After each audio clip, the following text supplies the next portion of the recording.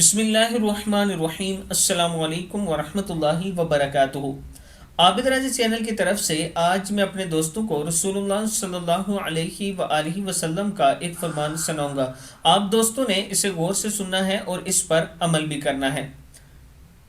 نبی اکرم صلی اللہ علیہ وآلہ وسلم نے ارشاد فرمایا، گالم گلوچ کرنے کا وبال کس پر ہے؟ حضرت ابو ہریرہ رضی اللہ تعالیٰ عنہ فرماتے ہیں کہ نبی اکرم صلی اللہ علیہ وآلہ وسلم نے ارشاد فرمایا، ایک دوسرے کو گالیاں دینے والے جو کچھ دونوں کہتے ہیں پس اس کا گناہ دونوں میں سے ابتدا کرنے والے پر ہے، جب تک مظلوم حد سے نہ بڑھے، اور اگر وہ حد سے نکل جائے یعنی ظالم سے سخت یا زیادہ گالیاں دے دے تو پھر وہ خود اپنی گالیوں کا ذمہ دار ہے، اس کی گالیوں کا گناہ اس پر ہوگا۔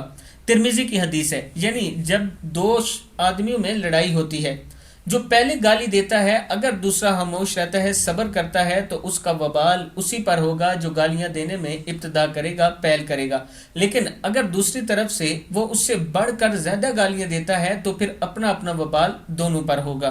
اس لیے میں اپنے دوستوں سے گزارش کروں گا کہ اللہ تعالیٰ سے توبہ استغفار کیا کریں اور صبر کیا کریں، اللہ کے حضور سجدے میں جا کے توبہ کیا کریں اور جنت الفردوس مانگا کریں۔ السلام علیکم ورحمۃ اللہ وبرکاتہ۔